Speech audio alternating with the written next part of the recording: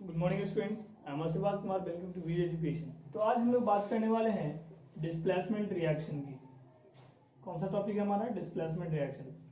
इससे पहले हमारा दो टॉपिक कवर हो चुका था, कॉम्बिनेशन रिएक्शन के बारे में और आपका डिकम्पोजिशन रिएक्शन। दो टॉपिक कंप्लीट हो चुका था और थर्ड रिएक्शन में हम लोग इंटर कर रहे हैं डिस्प्लेसमेंट रिएक्शन, या फिर आपको इसी को सिंगल डिस्प्लेसमेंट रिएक्शन भी लिखा हो सकता है, तो कंफ्यूज होने की जरूरत नहीं है।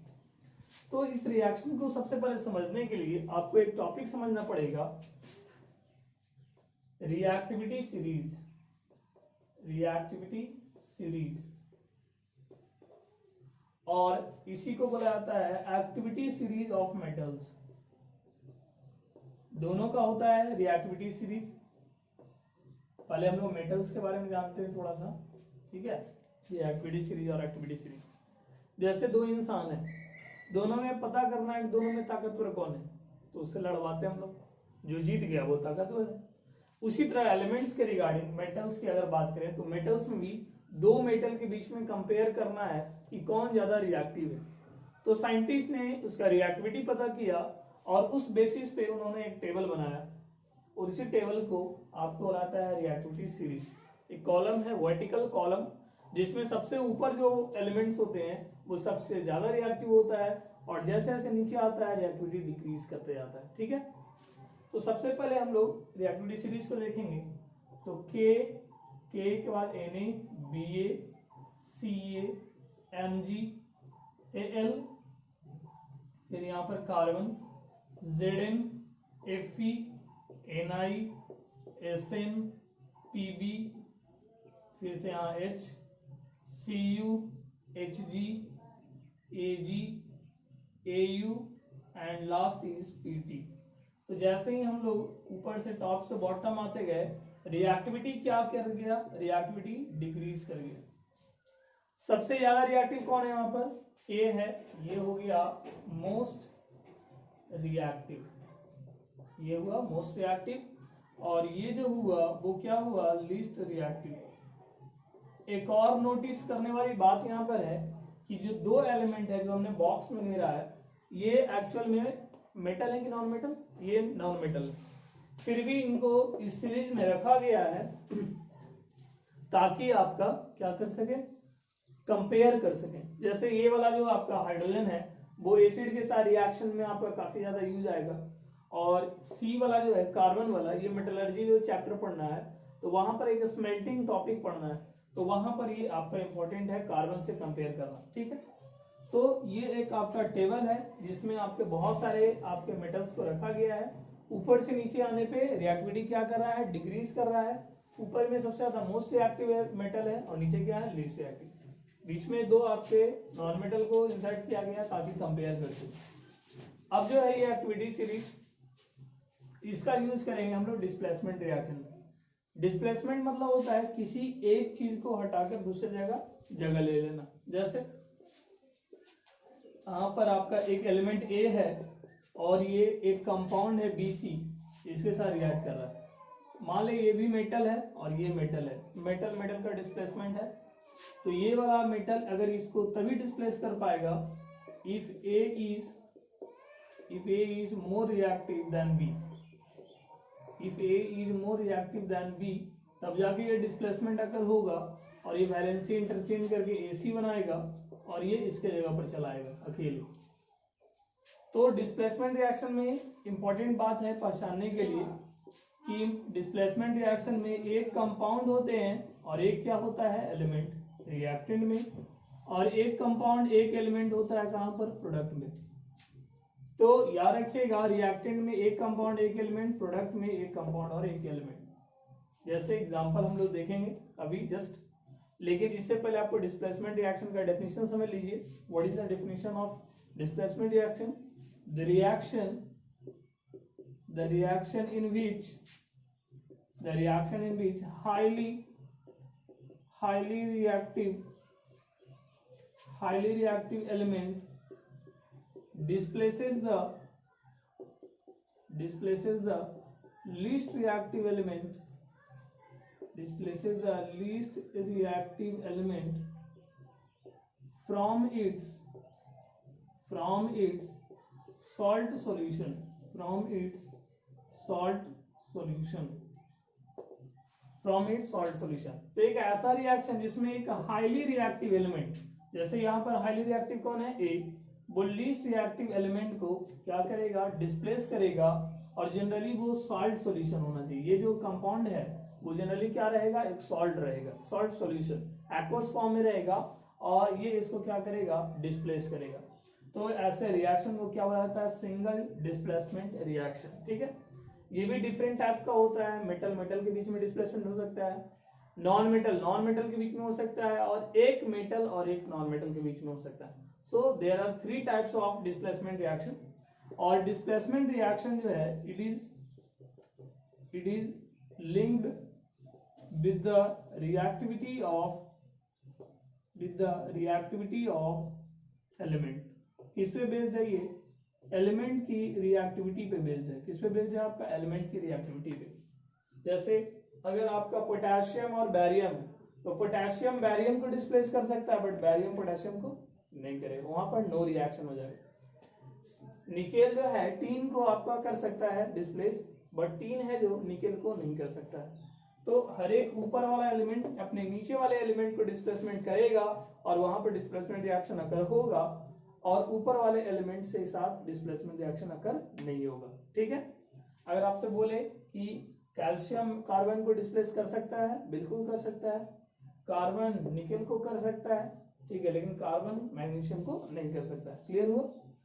अच्छा, ये देखिए, बहुत सारे बच्चे को यह याद करने में डिफिकल्टी होता है, तो आप इसको 3 पार्ट में बांट लीजिए। जैसे हमने बांटा, ये आपका हो गया हाईली रिएक्टिव मेटल, ये जो हुआ वो हुआ मॉडरेटली रिएक्टिव मेटल, और ये जो हुआ वो हुआ लीस्ट रिएक्टिव मेटल। तो ऐसे आप याद कर लीजिएगा, KNaBaCaMgAl, ठीक है, कार्बन बीच में रहेगा, ZnFeNiSnPb, फिर हाइड्रोजन HCuHgAgAuPt। तो इस प्रकार आप याद करिएगा, 2 4 5 बार 6 बार आप लिखिए उसको, है ना, और उसके बाद आपको पूरी तरह याद हो जाएगा। तो अभी हम लोग इसका एग्जांपल देखेंगे कि कैसे आपका डिस्प्लेसमेंट रिएक्शन अकर होता है। तो अब हम लोग देखेंगे इसके एग्जांपल्स। जैसे आपको सबसे पहले है डिस्प्लेसमेंट बिटवीन 2 मेटल्स, 2 मेटल के बीच का डिस्प्लेसमेंट। और यहां पर देख लेंगे हम लोग डिस्प्लेसमेंट बिटवीन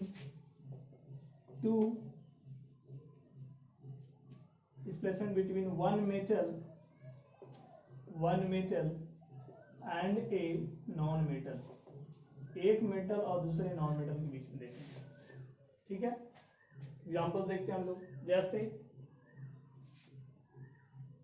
CuSO4, ठीक है, ये आयरन के साथ मान लीजिए रिएक्ट कर रहा है। आपको पहले कलर जान लीजिए, ये तो एक्वस रहेगा, आयरन सॉलिड है, तो उसको ये सॉल्ट सॉल्यूशन होगा, इसका कलर होता है ब्लू कलर का सॉल्यूशन होता है, ब्लू वाइट्रॉल कहते हैं। और आयरन इसके साथ रिएक्ट करके बनाएगा, पहले ये देख लीजिए रिएक्टिविटी सीरीज, अगर आपको याद नहीं है तो रिएक्टिविटी सीरीज फिर से इधर लिख लीजिए, KNaBaCaMgAl ZnFeNiSnPb HCuHgAgAu and last is Pt। आपको जब कभी आपको एग्जाम में अगर आ जाए डिस्प्लेसमेंट रिएक्शन का क्वेश्चन बनाने के लिए, तो सबसे पहले आप इसको लिख लें, ठीक है, और उसके बाद कंपेयर करें। तो आयरन जो है अकेले वाला को ज्यादा रिएक्टिव होना चाहिए, और कंपाउंड वाले को क्या होना चाहिए था, कम रिएक्टिव। ये 2 मेटल के डिस्प्लेसमेंट है, iron is metal, copper is metal. तो ये अकेले में आयरन है, आयरन का पोजीशन यहाँ पर है, कॉपर कहाँ है, नीचे। तो इस हिसाब से आयरन क्या हुआ, मोर रिएक्टिव, और कॉपर क्या हुआ, लिस्ट रिएक्टिव। तो आयरन ज्यादा रिएक्टिव होने की वजह से ये आपका कॉपर को क्या कर देगा, डिस्प्लेस, और आयरन अब SO4 के साथ आ जाएगा। आयरन की वैलेंसी कितनी होती है, 2, और सल्फेट की वैलेंसी 2, कैंसिल हो जाएगा, और ये हो जाएगा FeSO4, जिसका ये भी एक्वस फॉर्म है, और प्लस कौन सा, कॉपर। इसका कलर क्या होता है, ग्रीन होता है। ठीक है, ग्रीन व्हाइट रोल करते हैं। क्लियर हुआ एक एग्जांपल। दूसरा एग्जांपल, जिंक कॉपर सल्फेट के साथ, बोलो रिएक्शन होगा कि नहीं होगा? बिल्कुल होगा। क्यों होगा? क्योंकि जिंक का पोजीशन ऊपर है, कॉपर नीचे है, ये इसको डिस्प्लेस करेगा ZnSO4 प्लस Cu। वैलेंसी पता होना चाहिए सबको, नहीं तो बन नहीं पाएगा आपको। वैलेंसी का टेबल जरूर देख लें। ठीक है, थर्ड सिल्वर है, कॉपर सल्फेट के साथ रिएक्ट करेगा, बोलिए रिएक्शन हो जाएगा? बिल्कुल होगा। नहीं होगा। क्यों नहीं होगा? सिल्वर नीचे है, कॉपर कहाँ है? ऊपर है। क्या ये इसको डिस्प्लेस कर पाएगा? अकेले वाला को ज्यादा रिएक्टिव होना चाहिए, बट यहाँ कंपाउंड वाला ज्यादा रिएक्टिव। किसी चीज के लिए झगड़ा हो रहा है दोनों में, तो जीतेगा तो वही जो ज्यादा ताकतवर है। ये दोनों में झगड़ा हो रहा है कि SO4 के साथ कौन रहेगा, तो ऑलरेडी कॉपर ही है था पहले, और कॉपर ही ज्यादा ताकतवर है, तो ये इसको डिस्प्लेस नहीं कर पाएगा। इस वजह से हम लोग बोल सकते हैं यहाँ पर क्या होगा? No reaction occur, no reaction. ठीक है, पहले वाले एक्सपेरिमेंट को, पहले वाले रिएक्शन को हम एक्सपेरिमेंट से आपको यहाँ पर समझाते हैं, ध्यान दीजिएगा। मान लीजिए ये बीकर लिया, और इस बीकर में कौन सा सॉल्यूशन ले लिए? Copper sulphate solution, copper sulphate solution blue colour का ले लिए सॉल्यूशन। इसके बाद एक आयरन नेल है जो यहाँ पर ऐड कर देना है, आयरन नेल, आयरन, ये हो गया आयरन। तो क्या होगा कि जैसे जैसे समय बीतेगा, ये जो कलर है ब्लू से ये बन जाएगा ग्रीन। धीरे धीरे इसका कलर जो है ब्लू कलर फेड करते जाएगा, और ग्रीन कलर जो है वो डीप होते जाएगा। और इस आयरन नेल के ऊपर आपका एक कोटिंग देखिएगा, किस कलर का? रेड ब्राउन कलर का, रेड ब्राउन कलर का आपका कोटिंग होगा, जो होता है किसका है? कॉपर का होता है। किसका होता है? कॉपर। तो इस प्रकार आपने ये फर्स्ट वाले का आपको एक्सपेरिमेंट करके दिखाएं आपको, और भी तरह से आपको सारे का एक्सपेरिमेंट कर सकते हैं, और एग्जांपल आपको यहाँ पर देखने के लिए मिलेगा। ये डिस्प्लेसमेंट है कि नहीं? ये एक एलिमेंट है, ये एक कंपाउंड है। एलिमेंट, कंपाउंड, ये कंपाउंड है और ये क्या है? एलिमेंट। तो इस तरह ये डिस्प्लेसमेंट रिएक्शन का एग्जांपल होगा। और भी देखते हैं, displacement between one metal and a non metal. तो ये जनरली होता है मेटल का रिएक्शन एसिड के साथ, तो ये बनता है सॉल्ट और हाइड्रोजन गैस। क्या बनता है? मेटल एसिड के साथ रिएक्ट करके क्या बनाता है? सॉल्ट और हाइड्रोजन गैस। जैसे सोडियम है, सॉलिड होता है, ये HCl के साथ रिएक्ट करेगा, हम लोग डाइल्यूटेड लेंगे। तो ये देखिए सोडियम अकेले है, सोडियम की पोजीशन सबसे ऊपर, इधर देखिए, हाइड्रोजन की पोजीशन नीचे है। हाइड्रोजन एक नॉन मेटल है, सोडियम एक मेटल है। अकेला वाला इसको डिस्प्लेस करना चाहेगा, ये इसको डिस्प्लेस करना चाहेगा, सोडियम डिस्प्लेस करेगा हाइड्रोजन को, और ये बना देगा NaCl, और H लिखेंगे, H2 लिखेंगे, हाइड्रोजन डाई एटॉमिक होता है इसलिए क्या लिखेंगे? H2। चलिए और देखते हैं, मैग्नीशियम है, ये नाइट्रिक एसिड के साथ रिएक्ट करेगा कि नहीं करेगा? तो ये मैग्नीशियम हाइड्रोजन को डिस्प्लेस कर पाएगा? बिल्कुल। मैग्नीशियम ऊपर है, हाइड्रोजन नीचे है, यहाँ डिस्प्लेसमेंट रिएक्शन अकर होगा, और ये बनाएगा MgNO3 का होल ट्वाइस और प्लस H2। ये कैसे होगा? मैग्नीशियम की वैलेंसी 2, नाइट्रेट की वैलेंसी 1। चलिए third example, copper plus HCl reaction हो जाएगा? बिल्कुल नहीं होगा। क्यों नहीं होगा? बिकॉज कॉपर कहाँ है? हाइड्रोजन से क्या है? नीचे, ये इसको डिस्प्लेस ही नहीं कर पाएगा, तो रिएक्शन अकर नहीं होगा। तो ये था कुछ एग्जांपल आपके डिस्प्लेसमेंट रिएक्शन के। ये सारे डिस्प्लेसमेंट है क्योंकि यहाँ पर एक कंपाउंड है और एक क्या है? एलिमेंट। एक कंपाउंड है और एक क्या है? आपका एलिमेंट। तो एक कंपाउंड और एक एलिमेंट का कॉम्बिनेशन जब भी रहेगा तो ये होगा डिस्प्लेसमेंट रिएक्शन। एक और है कि डिस्प्लेसमेंट आप देख सकते थे बिटवीन टू नॉन मेटल, उसके लिए आपको यहाँ सिलेबस में भी तो नहीं है आपको पढ़ना, आगे देखेंगे हम लोग सिलेबस में। तो उसमें हैलोजन की बात किया जाता है। हैलोजन 4 एलिमेंट को कहते हैं, क्लोरीन, ब्रोमीन और आयोडीन। और इसमें सबसे ज्यादा जो रिएक्टिव है वो है फ्लोरीन, फिर क्लोरीन, फिर कौन है? ब्रोमीन और आयोडीन। ये है हैलोजन की रिएक्टिविटी। तो याद रखिएगा, बहुत बार पूछता है हैलोजन की रिएक्टिविटी, तो ये आपको नोट पॉइंट में याद रखना है। तो आज हमने देखा डिस्प्लेसमेंट रिएक्शन की, तो नेक्स्ट वीडियो में बात करेंगे हम डबल डिस्प्लेसमेंट का। Keep watching the videos, like our videos and share it as possible. That's all.